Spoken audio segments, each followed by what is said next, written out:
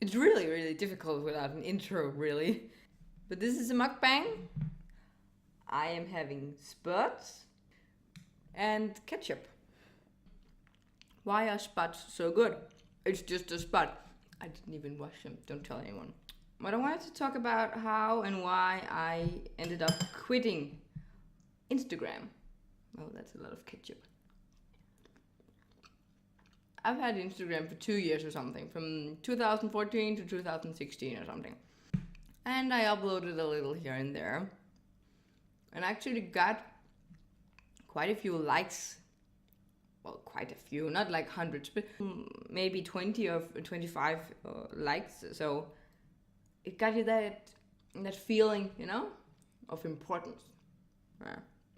A lot of the people I followed were like, they had this beautiful house and they worked out and they ate all these healthy foods, and it was very stereotypical. And I just felt like it was very fake. It was all the same. It was just like 15 people that were copy pasted. And it was very, very sweet people I was following, no doubt about that. The issue was just that as I saw it, all of their lives revolved around workouts and food and workouts and food and workouts and food, and for some of them even like bikini fitness competitions and stuff. And some of them were having kids and was like, oh, this is so perfect, our little family is just so perfect. And I got so sick of it. It was like, this is so far from reality you can come. Nobody actually lives this life. Nobody is this skinny with this amount of effort and then lives a decent life. Maybe they do. I'm not the judge. But the fact that I'm not ever gonna be able to live a life like that and be happy at the same time, that made me sad somehow. That why can't I be skinny and happy? And I lost a decent amount of weight, and I'm gonna talk about that in some other video. You deserve that story too. It's a good story. It's a crazy story. But I didn't get skinny. I lost like 30 pounds, but I wasn't skinny. I was just, my weight had come to a normal. But I'm never gonna have a six-pack if I live like this. I would have to completely rearrange my life if I would have a six-pack. And then there were these girls on Instagram, and they were super skinny, or at least they made it look like they were super skinny, because what do I know? I only saw the pictures. But I was kind of caught up in it, watching it anyways, not really realizing how it affected me at all. Not thinking about it. It was just, it's a waste of time. You're like, this is boring. Scroll, and then 4 hours later on the discover button, you're like, more cake, more skinny people. How does this connect? I don't know. So at one point I stopped using my Instagram app. And I didn't use it for like 2 weeks or something. Not very much. And that was fine. Then I started using it again because, you know, you're bored. And then half a year goes by, and it gets worse. I stand in front of the mirror pinching my fat and self-loathing, and just looking at my husband like, I'm disgusting. What does that help anybody?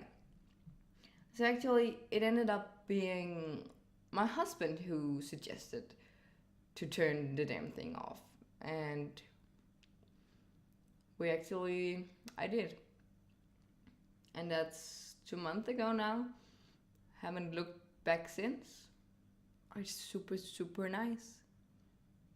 And this is not like some great story about how that cured all my body image issues or anything. Instagram will not do that for you. It will not ruin you, and it will not fix you when you erase it. But it's given me some space to breathe, To not constantly. It's okay when you're out and you go by the bus stop and there's this sexy woman for some kind of Dior perfume or something. Fine. But Instagram is in your home, it's in your hand. It invades your privacy, you let it in yourself. So you're never free of it. You don't never have a space to relax where your chubby rolls are okay or where you're the prettiest girl. You know, we live two people in this apartment. One husband and one wife. And the wife should just be the prettiest girl in this room because there's no other girls. But there's always this competition. Like when I've been sitting around all day and my husband got home from work and I was all depressed, like I'm disgusting and I'm fat. Like, where's this coming from? You haven't talked to anybody all day. Who told you that? And I was like, it's just me. I'm just not good enough. Until I realized this is not just something I'm making up myself. This is by comparison. This is because I'm always bombarded. And it is myself who's bombarding me. I'm always bombarded with all these images, probably edited, of people who live a life that I don't want to live, and therefore achieve stuff that I thereby don't achieve. But why should I feel bad about that? Why should I feel bad about that? I don't get it.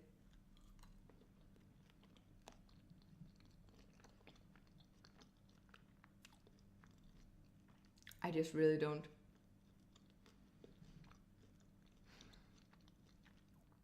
You know, I have thought about it. Thought about like, what if I only follow people who post pictures of healthy foods, no exercise pictures, no body pictures, no cakes and stuff. It's like, where are you gonna find that? Nowhere. You'll be able to follow like one or two people. And then maybe in their texts, they'll have a rhetoric that will make you feel guilty or something. I shouldn't allow that kind of negativity in my life. Not when it's something that is so easily removed. You can just remove it. It's not like your grandma is asking you to eat more cake and you have to remove her from your life. It's Instagram. Nobody's gonna get hurt. Nobody cares. The area where Instagram quitting really helped me was cravings. Controlling my cravings. I'm a very food aware person. I think a lot about food. Where's my next food option? What am I gonna eat next? You know, skim the room, see, oh, there's some fruits and there's some candy and stuff. And then when you sit there and scroll through Instagram and all you see is like 7-layer velvet cakes and bleeding chocolate hearts, that stimuli, it explodes my head.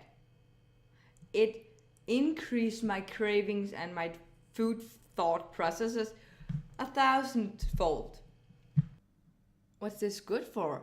I'm sitting here, I'm fulfilled, I ate my spurts, I'm fine, and then I open Instagram, I'm full, not full anymore, want the cake. And that's really where the big difference has been made.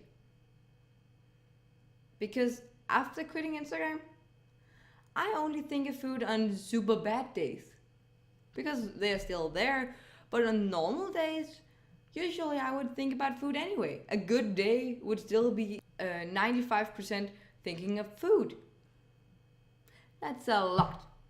Now, a good day is maybe 10-20% thinking about food because you know a girl's gotta eat. And a bad day might be 80%. But whereas before, those 80-90% days were 7 days a week, 6 days a week maybe, now they're like 2 or 3 days a month. But that's something I can handle. 2-3 days a month. 6-7 days a week, that's unhandleable. Unhandleable, nice word. Yeah, you can't do that. All your mind process is wrapped around food. And that's just too much to handle. at least for me. So that's where it's really, really helped. Yeah. So for me, to sum up, not looking at extravagantly hot bodies has made me feel better about my body. Not letting those bodies interfere with my personal space all the time has made me able to breathe and relax in my own home. And it has made me realize that with this lifestyle that I choose, I can't have those results. You can't pick one lifestyle and the results from another. And I don't want the lifestyle. I do not want the lifestyle. That's not what I define as quality of life. I want my life to be happy. I don't prioritize what I see in the mirror higher than the rest of my entire life. That would just be plain stupidity, in my opinion. So that's a lot of the physical. It makes me relax. It's making me slowly trust my husband more when he adores me and says, I'm beautiful, and that he loves my body. Before, I would just think like, you're a fool. You're just saying that to get laid. You're just saying that for house peace. You couldn't possibly mean that. Couldn't possibly mean that. And now, it's only been 2 months of no Instagram, but it has helped. It has helped a little. I believe it a little more. And to sum up the other side, it's pretty easy. When you don't see the food you don't want to eat, you don't think about it as much. That helps. No cravings, or less cravings. It helps for me at least. Yeah. So I guess that's pretty much sums it up. Maybe you can't relate to this at all. Maybe you just think I'm some weird. That's okay. Maybe you think I've hit the spot exactly. You know exactly what I'm talking about. That would be super cool. Because I don't want to be alone in this. I don't want to be the only Instagram allergic person in this world. I would love to hear what you've done. Have you just erased the app like me, or did you do something else? What worked for you? I'm curious to know. Please tell me. Please tell me. And if you do find this video interesting or you like it, you can give it a thumbs up. That'll make me happy. Very, very superficially happy, but happy. And I know this is not a particularly good commercial for Instagram. If you hadn't guessed it, I'm not sponsored by them.